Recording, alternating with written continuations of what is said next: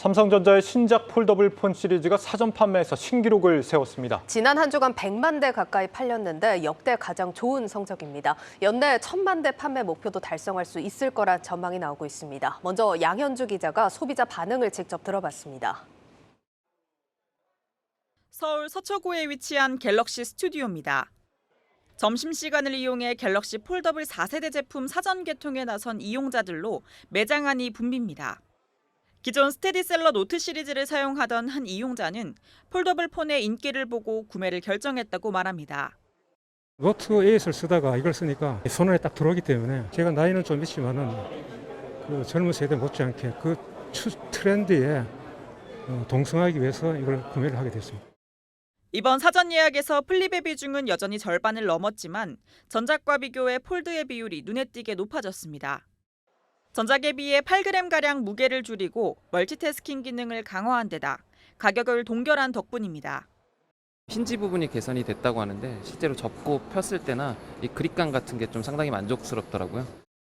플립4에 대해선 이전과 비교해 디자인 차이가 크지 않음에도 가격이 10만 원가량 비싸진 것에 대해 아쉬움의 목소리도 나옵니다. 기존의 플립 4 나오기 전보다 훨씬 더 금액이 좀 늘어났는데 그에 비해서 좀 달라진 기능은 큰 차이가 없어 보이지만 지난 16일부터 22일까지 7일간 진행한 사전 예약 판매량은 총 97만 대로 전작 판매량을 훌쩍 뛰어넘었습니다. 하루 평균 사전 판매 대수로는 역대 갤럭시 시리즈 중 최고 성적입니다. 갤럭시 Z 플립4와 폴드4의 정식 개통일은 26일. 앞서 진행되는 사전 판매는 중간 성적표 역할을 하는 만큼 신작의 흥행 여부를 가늠해 볼 수 있습니다. 업계는 올해 삼성전자가 Z 플립4, 폴드4를 통해 연간 판매량 1000만 대를 무난하게 넘을 것으로 예상합니다. 삼성전자는 폴더블 4세대 제품을 바탕으로 프리미엄 스마트폰 시장에서 애플을 바짝 추격하겠다는 전략입니다. 이를 위해 2025년까지 프리미엄 폰 판매량에서 폴더블 폰의 비중을 50% 이상 확대할 계획입니다. 한국경제TV 양현주입니다. 네, 더 자세한 얘기 산업부 정재홍 기자와 이야기 나눠보도록 하겠습니다.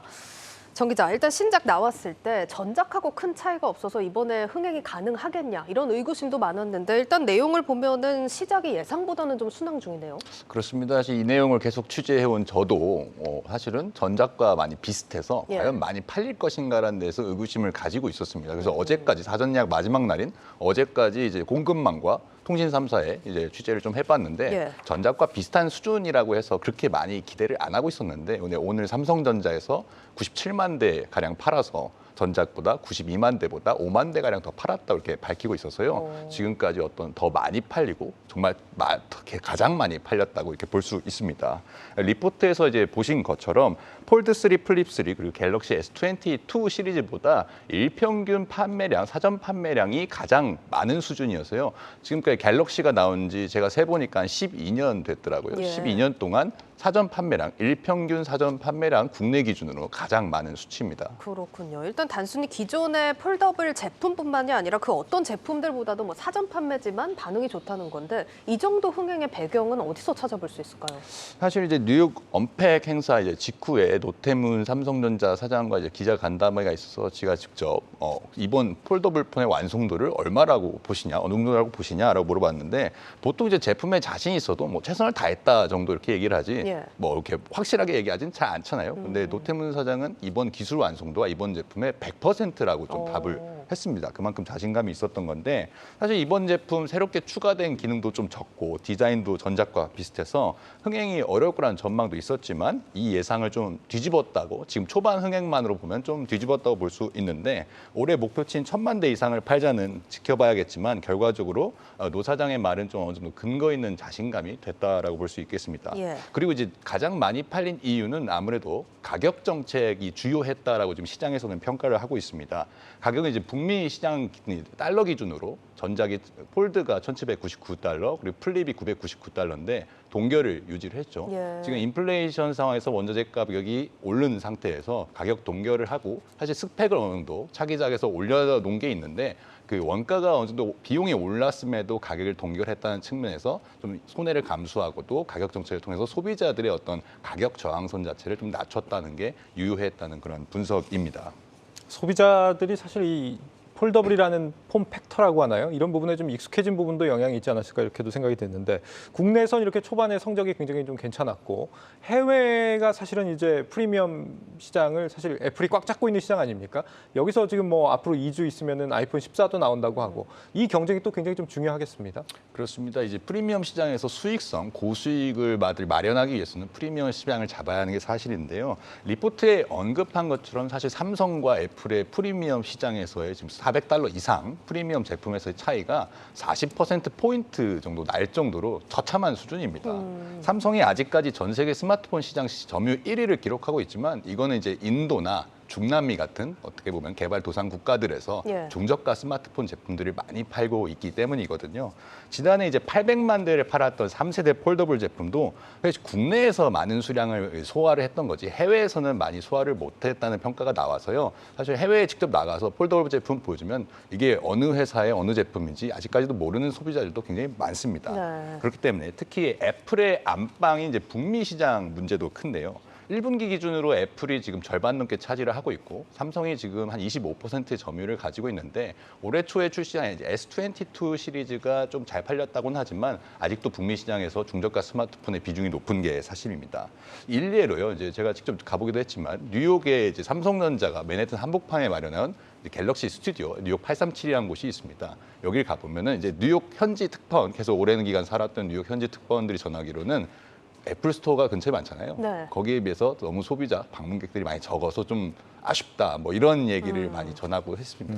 확실히 국내랑은 인식의 차이가 좀 확실히 드러나는 부분이 있는 것 같고 어쨌든 좀 냉정하게 보자면 글로벌 시장에서 폴더블 폰은 아직 대세가 아니라는 거네요. 그렇습니다. 하지만 이제 아예 희망은 없는 게 아닌 게요. 그 아직 삼성이 주력하고 있는 이제 프리미엄 스마트폰 시장의 성장성이 높다라고는 것입니다. 그러니까 올해 이제 경기가 안 좋아지면서 사실 전체 스마트폰 시장 출하량은 적어질 거라고 얘기가 나오고 있지만 이 프리미엄 제품군에서는 성장성이 좀 눈에 띄거든요.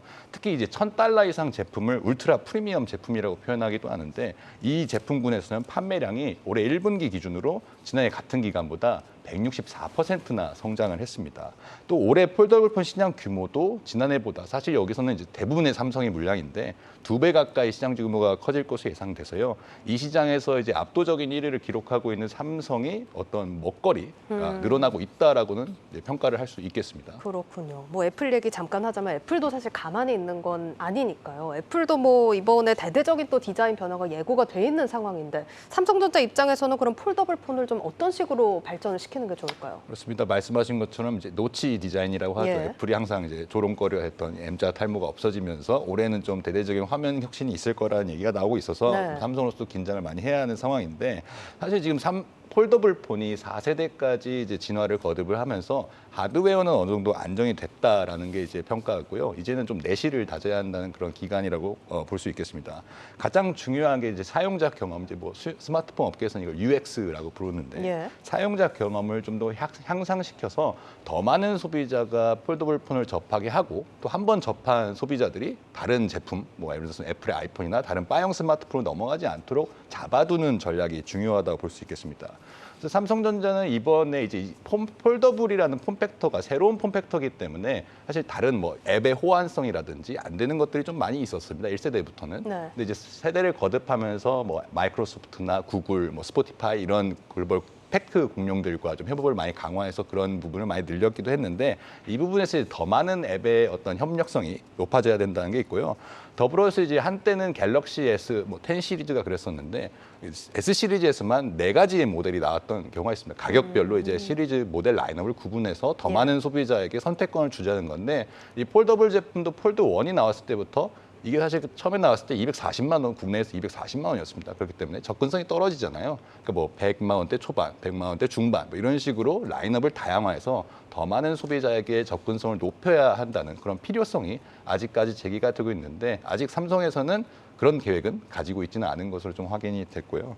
무엇보다 지금 삼성이 가장 아픈 거는 자체 칩 엑시노스 AP 문제입니다. 애플리케이션 프로세서 문제인데 이번 4세대 폴더블도 사실 TSMC 4나노 공정을 이용한 그 퀄컴의 스냅드래곤 칩이 들어갔거든요. 그러니까 엑시노스를 자기네 제품에도 못 쓰는 이유가 그걸 자기네 걸 쓰면 제품 경쟁력, 그러니까 스마트폰의 경쟁력이 떨어지기 때문에 못 쓰는 슬픈 상황인 거잖아요. 네. 그러니까 이 자체 경쟁력을 좀 높여야 하는데 만약 퀄컴에서 좀 제품 경쟁력이 안 나오면 그거에 의존성이 높은 삼성으로서는 스마트폰 경쟁력 자체가 떨어져 버리는 그런 문제가 생길 수도 있거든요. 그렇기 때문에 애플과의 어떤 프리미엄 시장에서의 본격적인 경쟁을 위해서는 자체 칩 개발에도 신경을 많이 써야 한다는 그런 지적이 나오고 있습니다. 네, 여기까지 듣도록 하겠습니다. 산업부 정재훈 기자였습니다.